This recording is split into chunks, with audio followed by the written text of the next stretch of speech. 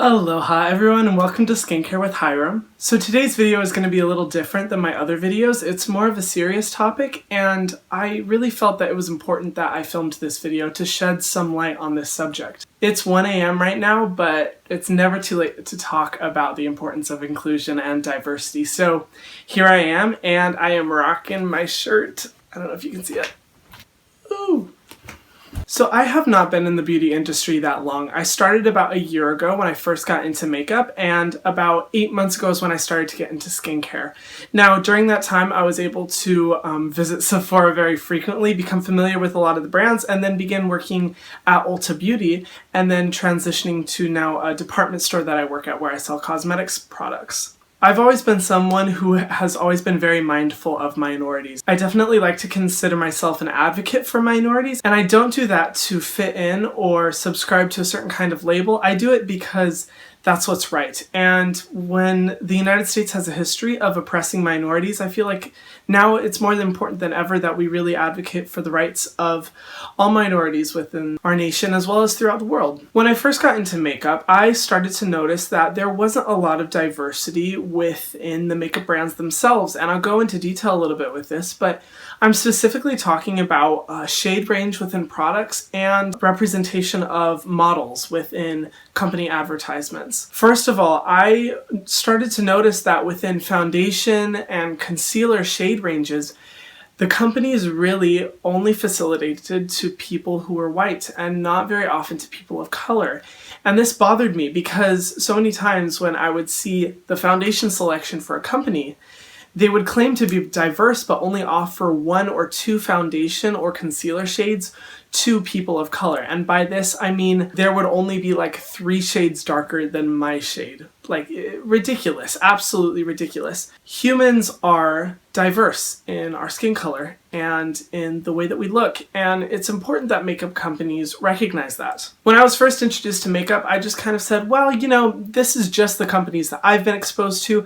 I'm sure there's plenty of other companies that facilitate to people of color as well. And this is just 1 year ago. That's not very long, mind you. As I began to do more and more research, I was shocked to discover that no makeup companies were largely facilitating to people of color, which is absolutely ridiculous because African Americans have just as much of a shade range as white people. Now, when I had brought this up to people before, I remember some would object saying, well, Hyram, you know, that's just the basics of business, supply and demand. There's obviously a greater demand for white shade ranges, and that's just kind of the way it is. And once, you know, African American people start demanding makeup more, then companies will facilitate to that. When I first heard this argument, I really thought it was invalid because makeup should have no boundaries. I am a firm believer that makeup should be something that everyone is able to be included into, whether you are the lightest person on earth or the darkest person on earth.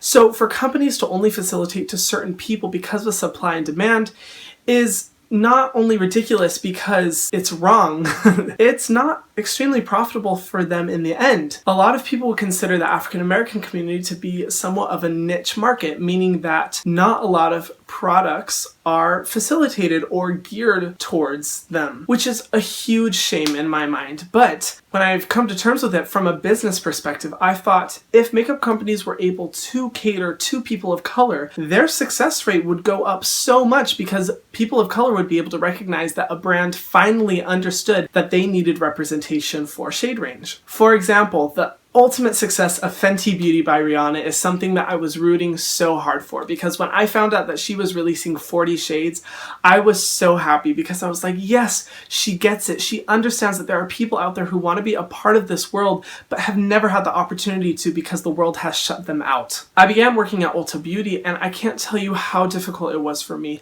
to be able to stand in front of African American customers and say, I'm sorry, we don't have the shade ranges for you that you need. Honestly, my heart really went out to these people of color because it is not fair to them, and not only does it not give them the opportunity to be a part of makeup and skincare like they want to be, it communicates to them that they are not up to par to the standard of beauty that our culture has set for the general population. They don't measure up, so they aren't beautiful. That's what it's telling them, and pisses me off every time I would see manifestation of this when I would walk into makeup and skincare stores. So any argument I really heard didn't make sense, and I just thought to myself, this is wrong. In addition to this, I soon became very tired of walking into makeup stores and seeing posters of white women plastered everywhere with no ethnic representation. It really started to get old after a while, because that is communicating to customers that the standard of beauty is set within a white skin tone, not within a darker skin tone, or an Asian skin tone, or a Latino skin tone. It is clearly setting the bar, saying that this is the level of beauty that we must all aspire to, which is whiteness. One of the things that really got me in this mood to talk about this issue tonight was Jackie Aina's Snapchat.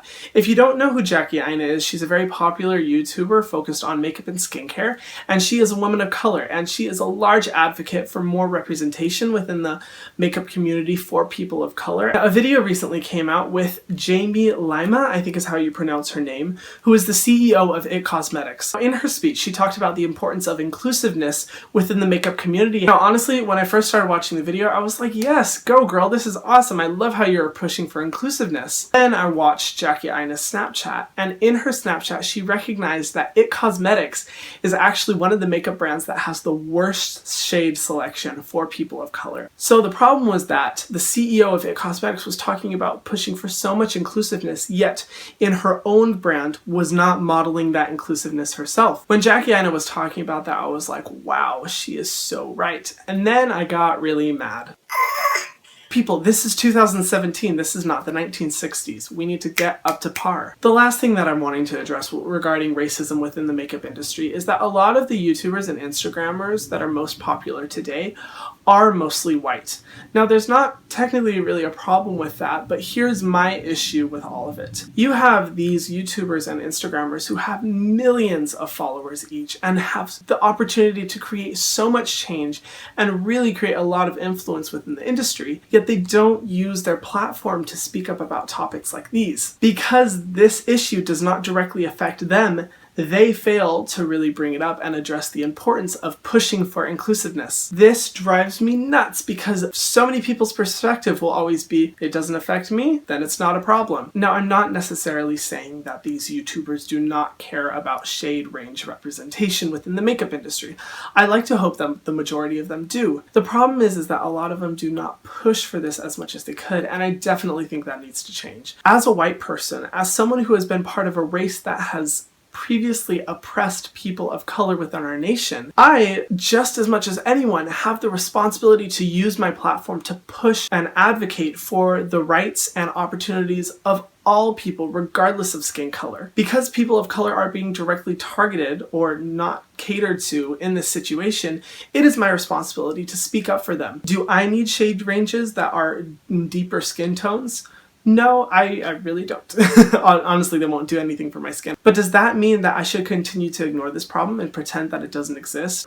No! I need to push just as much as African Americans for these opportunities for people of color. Now, some of my favorite YouTubers who have addressed this are, of course, Jackie Aina, Alyssa Ashley, and Nima Tang, which I think is how you pronounce them. I just want to say a personal thank you to each of them for pushing for more inclusiveness. It honestly is really inspiring to see that you're using your platform, however big it may be, to really push people to look outside of themselves and realize that opportunities are available to everyone and that we each need to bond together and push companies to fight for the representation of all people, and in this situation, specifically people of color. Now, these are my personal beliefs regarding this issue. I really want to hear from you guys, and I do ask that you be respectful within the comment section. I know that I am not the most gentle person when talking about these topics. I am a very passionate person, but I'm only passionate when we're talking about an issue that is largely being ignored and not addressed. So yeah, what do you guys think? Do you think that,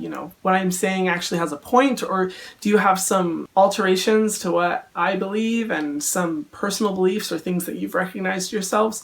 Feel free to let me know in the comment section below. All I ask is that you guys be respectful. This is a community and we have to treat each other with respect and love if we're actually going to get anything done regarding this issue. Lastly, I want to thank each of the YouTubers that I mentioned for using their platforms and using their voices to talk about this subject, and any other YouTubers that that have opened up about this and I did not recognize. I want to thank you guys too. Honestly, it really takes a village to make things like this happen, and I hope that more and more makeup companies will be able to model Fenty Beauty and recognize that shade range and diversity is critical within makeup. Make sure you subscribe to my channel and hit the notification bell so you can see videos every Tuesday and Thursday teaching you how to get the perfect skin. I love you guys so much and thank you for watching this. It honestly really means a lot. I think it's so much fun creating these videos, but only as long as I'm able to use my voice for things important like this. So honestly, thank you guys so much. I love you.